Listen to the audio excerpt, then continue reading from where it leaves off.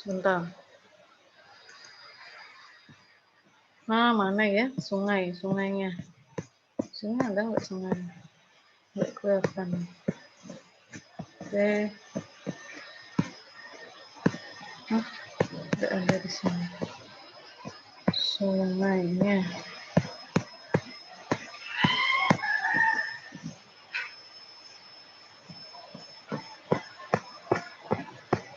Oh, nggak ada di sini. Tuh.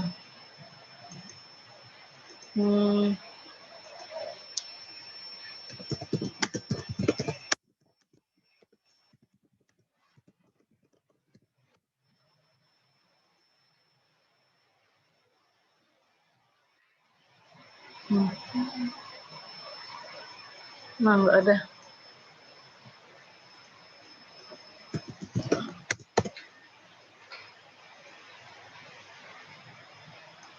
Ini ogan. Ogan. Nah, kalau yang ini kok tidak mau deh.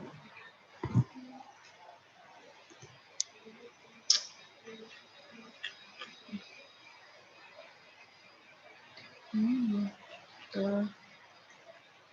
Peta gas ogan.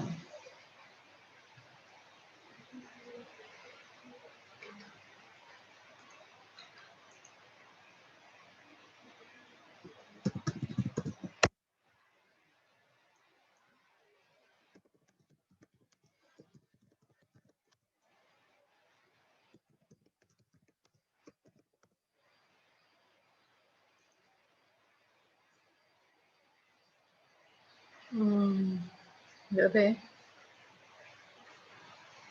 Jadi pola aliran sungai contohnya mana ya? Oke, nanti aja lah, habis waktu nanti. Nah, jadi contoh-contohnya seperti itu. Nah, biasanya di peta ogan ini nggak ketemu saya. Peta ogan, nah ini model hidrologi di peta ogan dilihat dari karakteristik sungainya. Ya, karakteristik sungainya mungkin kalian bisa cari di internet ya, bisa lihat berbagai macam karakteristik sungai yang ada di wilayah Ogan Ilir atau di Sumatera Selatan ya. Nah, disesuaikan dengan yang tadi. Oke, tidak bisa. Nah, kemudian kita lanjutkan. Nah, jadi ini pola sungainya, kemudian ada juga wilayah lahan rawa ini atau das ya, terdapat pegunungan dengan discharge yang besar. Discharge itu artinya limpasan sungai ya pada musim-musim tertentu. Nah, jadi kalau misalnya limpasan sungai ini tinggi ya, limpasan sungai tinggi, maka akan mempengaruhi tinggi muka air yang ada di lahan rawa lebak tersebut, khususnya di sawah. Jadi lahan rawa lebak ini dipengaruhi oleh curah hujan, ya, kemudian limpasan sungai, dan akan mempengaruhi ketinggian muka air. Ini suara saya jelas nggak ya? Hujan di sini. Halo. Jelas, Bu. Jelas saya masih ya. Oke. Nah, ini ada pembagian wilayah ya berdasarkan kemungkinan sumber airnya dapat dilihat dari A. Fluvial Lands merupakan wilayah yang sumber airnya berasal dari curah hujan hampir setara dengan rawa lebak pematang ya. Kemudian Phreatic Lands merupakan wilayah yang sumber airnya tidak hanya dari curah hujan tetapi juga dari air bawah tanah yang agak dangkal hampir setara dengan rawa lebak tengahan. Kemudian ada namanya Fluvial Lands. Nah, ini wilayahnya selalu tergenang sepanjang tahun hampir sama dengan tergolong rawa lebak dalam ya. Nah, ini untuk budidaya di lahan rawa lebak ini banyak berbagai macam ya. Bisa dilakukan. Nah, Misalnya untuk padi ya, kemudian apa namanya pembenihannya pada Februari sampai April, planting penanamannya April sampai Mei, dan apa namanya harvest atau panennya Agustus sampai September. Tapi ini tidak seluruh lahan rawa lebak ya yang dilakukan seperti ini ya untuk wet season atau dry seasonnya. Jadi tergantung dengan karakteristik dan kondisi existing yang ada di lahan rawa lebak tersebut ya. Nah, ada namanya sistem surjan ya. Banyak berbagai macam budidaya padi di lahan rawa lebak, budidaya dengan sistem surjan. Kemudian ini contohnya ya. Nah ini tinggi guludannya 50 sampai 75 cm dan lebarnya 2 sampai 3 meter. Nah, sistem surjannya pada salah satu sisinya digali saluran berukuran 0,6 meter dan lebar 1 meter untuk mengatur air ya, mengatur pelengasan tanah dan petak sawah. Ini contohnya ketika ditanami ya. Kemudian ini juga sistem surjan. Nah, ada lagi untuk adaptasi di lahan rawa lebak ini selain membangun bangunan-bangunan untuk lahan rawa lebak, tapi juga ada semacam adaptasi dari tanamannya, yaitu misalnya padi dengan kualitas yang tahan rendaman ya. Ini khususnya untuk para peneliti di bidang budidaya. Jadi kalau misalnya teknik pertanian biasanya tidak melakukannya karena dia bersifat apa namanya melihat jenis varietas tanamannya ya, seperti padi ini kalau varietas Impara 3 ini, kemudian varietas Impara 4, 5 ini biasanya tahan terhadap cekaman air atau rendaman yang ada di lahan rawa lebak tersebut ya. Jadi dia walaupun ditanam dengan padi varietas ini biasanya tahan air padinya, jadi masih bisa tumbuh. Nah, ini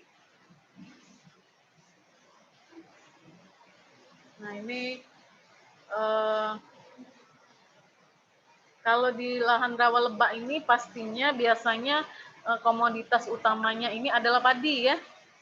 Biasanya padi, tergantung dari jenis tadi, jenis tipologi lebak.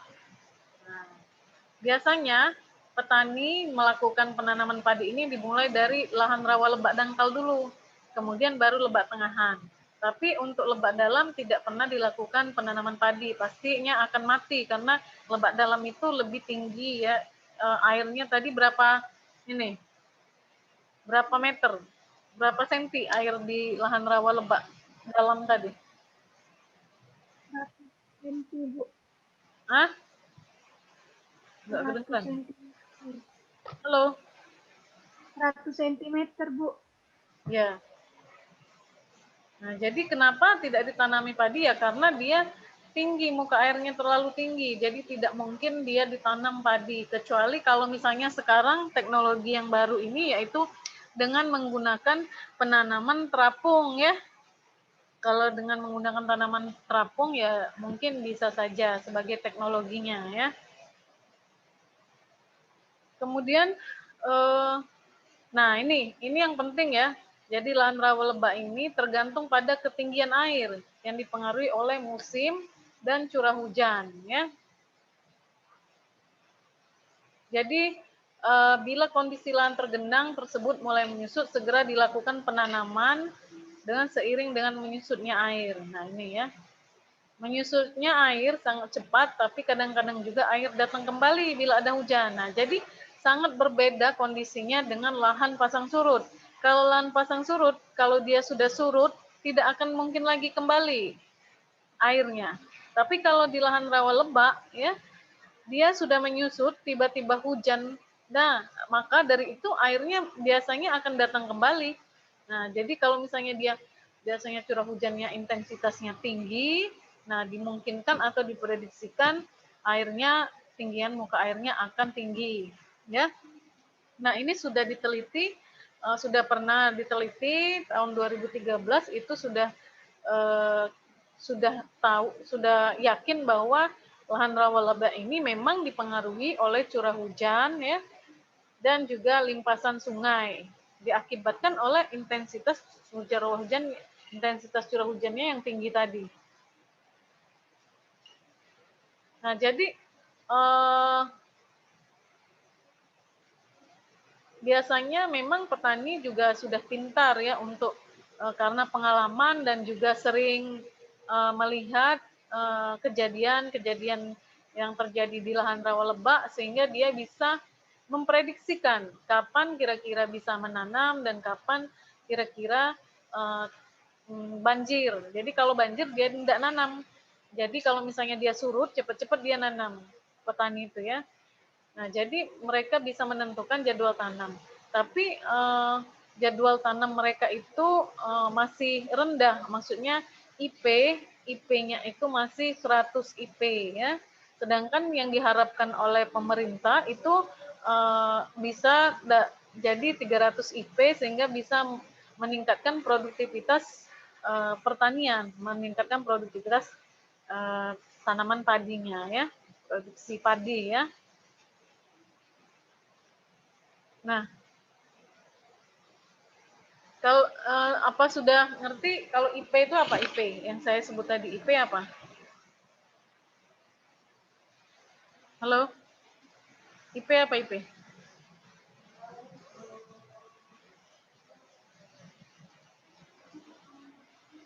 IP apa? 100 IP menjadi 300 IP yang artinya apa?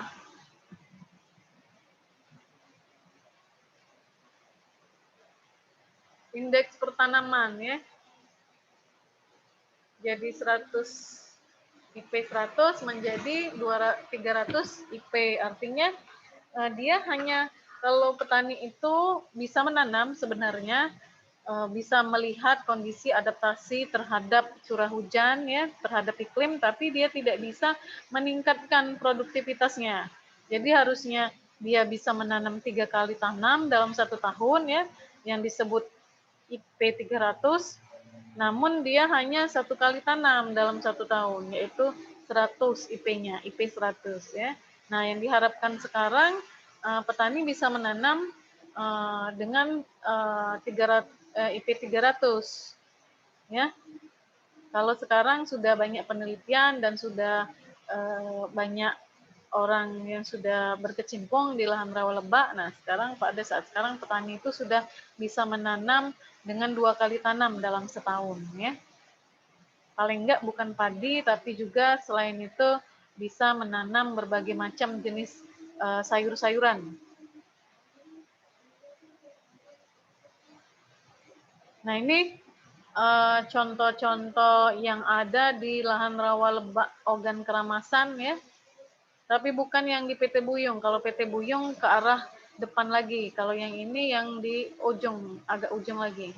Nah, ini dia masih menanam dengan ini ya, dengan secara tradisional, nggak pakai ini alat pengering. Nah, ya, kalau ada mau ini apa namanya PL atau gimana mau melihat pengeringannya gitu ya, atau mau melihat bagaimana mereka menanam pembenihan penyemaiannya ya dengan cara tabela, ada juga dengan cara terapung ya. Ini persemaian. Nah, ada persemaian terapung ya, dilakukan persemaian terapung dan ada persemaian di lahan kering.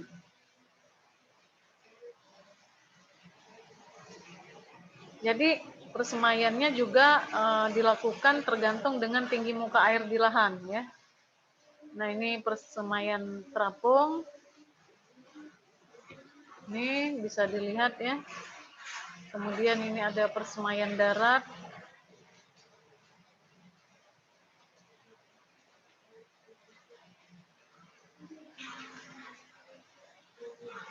Nah, yang tadi yang beradaptasi dengan curah hujan, maka dilakukanlah alternatif ya, yaitu pola tanam sesuai dengan tipe lahannya. Nah, ini contoh-contoh banyak pola tanam di lahan rawa lebak sesuai dengan tipe lahan dan karakteristik lahannya. Dan letak dari lahan rawa lebak tersebut. Kalau lahan rawa lebaknya berbeda tempat, ya otomatis karakteristik lahannya berbeda dan pola tanamnya juga akan berbeda. Nah, ini contohnya pola tanamnya. Ini juga ya, lebak dangkalnya bisa ditanami ini ya, palawija, hortikultura. Nah, ada juga ternyata lebak dalamnya bisa juga padi, tapi pada saat padinya mungkin bisa dilakukan pada saat musim kemarau ya. Kemudian bera itu artinya dibiarkan saja. Nah, tapi lebak dalam ini lebak dalam direkomendasikan untuk sebagai kolam ikan ya pada saat sekarang. Nah, ini pola tanam pada lebak pematang sesuai dengan bulannya. Nah, ini sudah ada penelitiannya yang dilakukan dari bulan 1 sampai bulan 12 dalam 1 tahun itu. Jadi padi dia nanam dari bulan 4 sampai bulan 8 ya. Kemudian palawija, kedelai, jagung, hortikultura dia nanam dari bulan 8 sampai bulan 12 ya. Dan itik pegagan dia bisa memeliharanya dari 1 sampai 12. Kemudian ada lagi pada lebak tengahan. Ini lebak apa ini? Oh, ini lebak tengahan. Lebak tengahan dia ada ikan dari bulan Januari sampai bulan 5, kemudian dia agak kering, bulan Desember baru bisa menanam lagi. Nah, ini terjadi pergeseran antara lebak pematang, dia menanam padi pada bulan 4, kemudian pada lebak tengahan dia menanam padi bulan 5, ya. Dan pada saat lebak lebak dalam, ini lebak dalam ya, menanam padi pada bulan 6, dia terjadi pergeseran. Nah, apa yang menyebabkan terjadi pergeseran pola tanam ini? Apa yang menyebabkan terjadi pergeseran pola tanam ini? Coba, silakan kalian tulis di sini, ya. Apa yang menyebabkan? Misalnya ini kan ada pena. Pena, mana pena? Draw, nih. Ini ya. 1, apa? 2, apa misalnya? Nah, tulis namanya siapa? Misalnya Haris. Nah, yang pertanyaan saya, apa yang menyebabkan pergeseran dari bulan tadi? Pola tanam tadi, apa yang menyebabkannya? Nah, ini contohnya. Silakan. Silakan ditulis di Kalau sini. kolom chat boleh nggak? Hah? Di chat boleh, di chat boleh. Ya, silakan. Sekarang. Kenapa nggak bisa ditulis ya situ? Coba sekarang, kenapa menyebabkan adanya pergeseran pola tanam tersebut dan juga apa yang mempengaruhi pola tanam tersebut?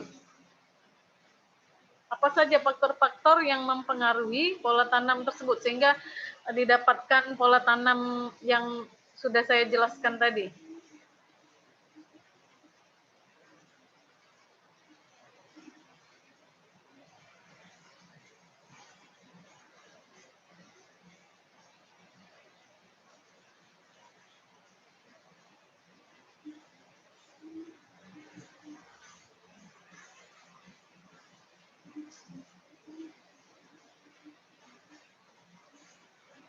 Ayo, silakan, saya tunggu ya sampai 3:05 ya, sampai 1 menit saya tunggu.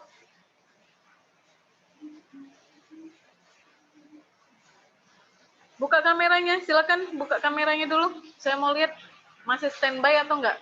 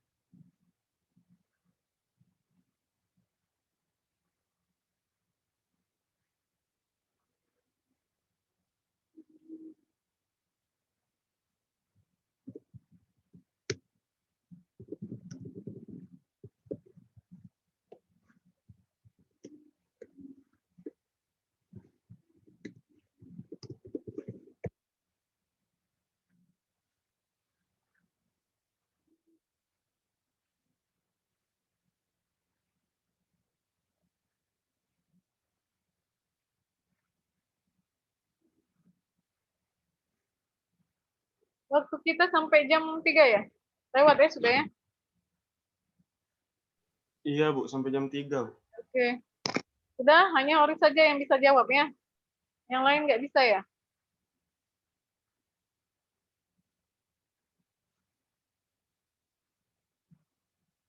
Jadi intinya ya, silakan ada yang mau jawab lagi? Nah, jadi kalau misalnya di online ini ya, saya memang menjelaskan, tapi kalian bisa mendengarkan meskipun tidak harus terlihat di kamera ya. Nah, kemudian kalau misalnya di online ini biasanya saya ataupun dosen lain, saya nggak tahu. Kalau saya melihat keaktifan Anda ya di sini tidak hanya nilai yang tertera atau tertulis di laporan ataupun kuis ataupun ujian.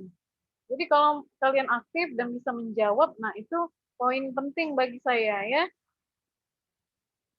Nah, kalau nggak jawab ya saya nggak bisa menilai karena kalau cuma laporan dan ujian dan sebagainya itu sebagai hanya sekarang pada saat ini hanya sebagai pendukung aja. Nah, jadi kalau yang aktif itu jadi bisa menambah nilai ya. Nah, nggak bisa lihat ini. Mana tadi? Hendri Setiawan. Oke, sudah ya. Jadi intinya di lahan rawa lebak ini adalah apa namanya curah hujan dan limpasan sungai. Ya, nah curah hujan dan limpasan sungai ini mempengaruhi ketinggian muka air tadi, ketinggian muka air yang ada di lahan-lahan rawa lebak tersebut, khususnya di lahan sawah ya, di lahan sawah yang ada di lahan rawa lebak itu. Nah, jadi ketinggian muka air ini ya kalau lama-kelamaan itu namanya fluktuasi muka air, artinya dia berfluktuasi dari bulan 1, 2, 3 setiap hari dia akan berbeda sehingga akan terjadi namanya fluktuasi muka air. Nah, fluktuasi muka air inilah yang akan dijadikan patokan sebagai genangan air yang ada di lahan rawa lebak tersebut. Jadi kalau misalnya dalam satu tahun ya fluktuasinya terlihat ya, contohnya saya akan memberikan contoh. Nggak ada di sini fluktuasi muka air. Tapi nanti kita akan bahas di tata airnya. Nah, fluktuasi muka air ini akan mempengaruhi genangan air. Nah, dari mana didapatkan fluktuasi muka air? Dari kejadian hujan, dari curah hujan. Ya, curah hujan. Misalnya dia curah hujannya tinggi, maka fluktuasi muka airnya akan tinggi. Dari mana dapatnya bahwa saya menyatakan bahwa curah hujan itu fluktuasi muka air itu dipengaruhi oleh curah hujan? Dari mana saya akan mengatakan seperti itu? Dari penelitian-penelitian dan sumber-sumber yang terpercaya yang sudah melakukan penelitian, ya. Nah, bagaimana penelitian itu dilakukan? Dilakukan bertahun-tahun, yaitu dengan menghitung setiap harian curah hujan yang ada di lahan rawa lebak itu setiap tahun selama bisa 2 tahun atau bahkan ada yang 5 tahun. Nah, jadi setiap hari mereka ini apa namanya menghitung, mengukur.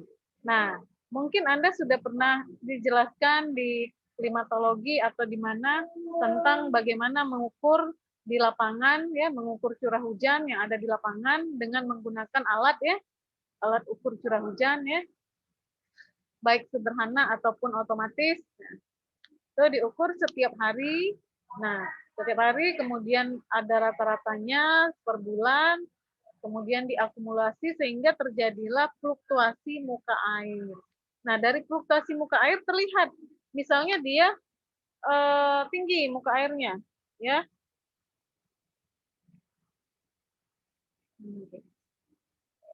Misalnya tinggi muka airnya pada bulan ini tadi, mana tadi?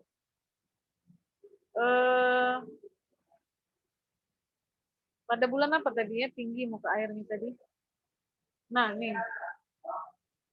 Ya. Nah, ini.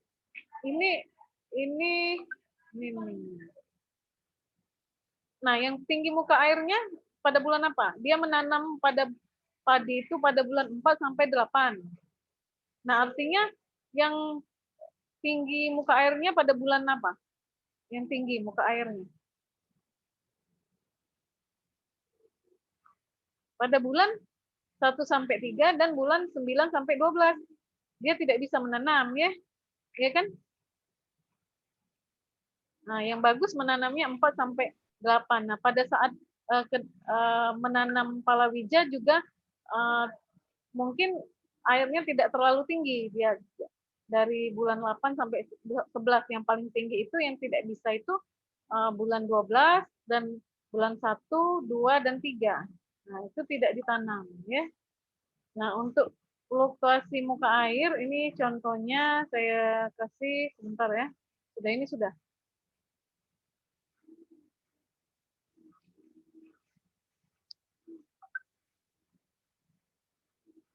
Lewat ini.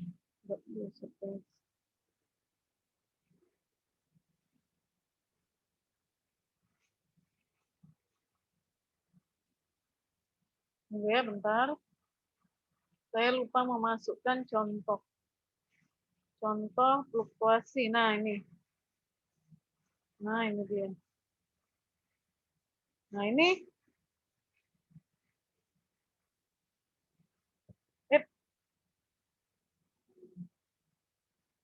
Di sini nggak ada contohnya. Saya tunjukin. Nah, ini adalah contoh ya. Contoh analisis pola pasang surut di Sungai Ogan. Ini pasang sungai nggak usah. Nah, ini fluktuasi muka airnya seperti ini. Jadi pada bulan 1, 2, 3 itu tinggi. Kemudian bulan 4, 5, 6 lumayan. 7, 8, 9, 10, 11, 12. Nih ya. Jadi pada saat bulan 6, 7, 8 itu kering. Ya. Kering airnya. Tapi pada bulan 10, 11, 12 tinggi muka airnya. Nah, ini pola genangan air di lahan rawa lebaknya ya. Nah, seperti ini. Jadi ini dari Januari, Februari, Maret, April, Mei, Juni sampai ke Desember. Kemudian ada lagi sampai ke Desember ini selama berapa tahun? Selama berapa ya? Ini pada pagi hari, ini pada sore hari. Nah, ini diukur ya. Sehingga menjadikan pola muka air seperti ini atau pola genangan airnya seperti ini. Jadi antara bulan Juli, Agustus itu turun muka airnya, kering. Nah, ini hubungan curah hujan dengan muka air lahan ya. Ini muka air lahan. Kemudian mana lagi? Nah, nih fluktuasi muka air tanah di Ogan Keramasan ya, muka airnya. Nah, seperti inilah namanya fluktuasi ya. Seperti itulah namanya fluktuasi muka air. Jadi dia melihat dari fluktuasi muka air sehingga didapatkan pola tanam yang tadi. Yang ada di sini tadi. Ya. Jadi pada padi 4 sampai 8 ini cukup bisa dia tanam karena dia airnya masih cukup untuk menanam padi dan tidak terlalu kering dan tidak terlalu basah, ya. Nah, ini pergeseran. Nah, sudah sampai di situ. Mungkin ini silakan dibaca. Ini hasil dari permeabilitas ya dan ruang pori total untuk desa pelabuhan dalamnya ya. Nih, kalau memang perlu ada penelitian di pelabuhan di lahan lebak, silakan penelitiannya seperti ini boleh. Misalnya meneliti tentang fluktuasi muka air di lahan rawa lebak, di mana letaknya kan dia akan berbeda dengan yang di pelabuhan dalam, di Pemulutan Ulu 1 misalnya. Beda dia dengan desa pelabuhan dalam, dia akan beda hasilnya. Nah, boleh itu penelitian kalau memang kalian mau penelitian. Misalnya mengukur konduktivitas hidrolik tanah ya. Misalnya judulnya karakteristik lahan lebak di mana gitu. Ya. Jadi kan kalian sudah sudah tingkat berapa nih ininya? Semester berapa? Nah, jadi sudah PL bisa dilakukan penelitian tentang lahan rawa lebak, boleh ya. Nah, mungkin itu saja. Ada pertanyaan nggak? Ini sudah lewat waktunya.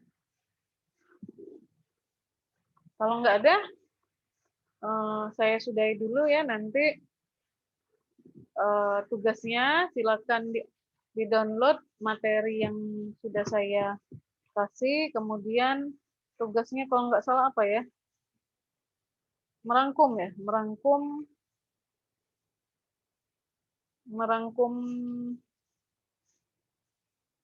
meringkas atau merangkum kesimpulan atau membuat kesimpulan yang beberapa artikel ya, 6 artikel tersebut.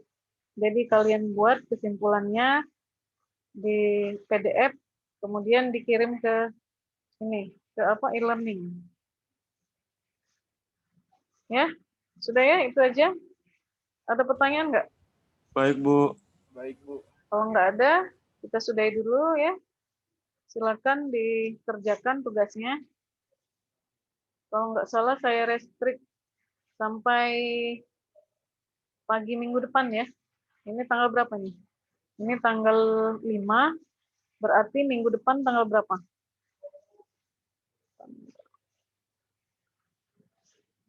Tang- 11 ya? 11? Tanggal 12. 12? Tanggal 12 ya? Nah, tanggal 12 Iya. itu maksimal limit itu tugasnya sudah dikumpul. Jadi kalau lebih dari tanggal 12 jam sekian, nggak bisa lagi dikumpul. Ya. Oke, itu saja mungkin. Nanti kita teruskan selanjutnya minggu depan untuk tata air lahan rawa lebak. Ya. Sampai di sini nggak ada yang bertanya? Nggak ada? Ada nggak? Kalau nggak ada, kita sudah dulu ya. Saya tutup Zoom meeting-nya. Assalamualaikum warahmatullahi wabarakatuh. Waalaikumsalam warahmatullahi wabarakatuh. Terima kasih, Bu. Terima kasih, Bu. Oke.